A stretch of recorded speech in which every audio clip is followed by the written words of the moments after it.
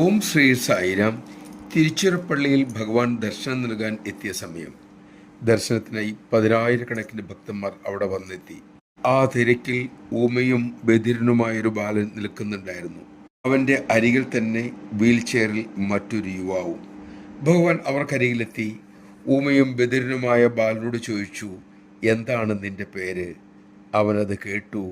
അവൻ ഉറക്കെ അവൻ്റെ പേര് വിളിച്ചു പറഞ്ഞു. ബധിരത്വവും ഊമത്വവും എങ്ങോ പോയി മറഞ്ഞു.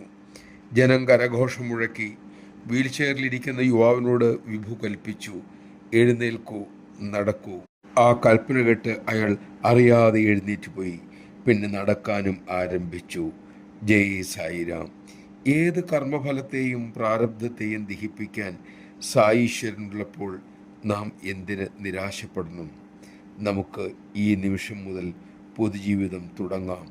അതിനുള്ള കരുത്തും വിവേകവും ഭഗവാൻ തന്നെ നമുക്കേകട്ടെ.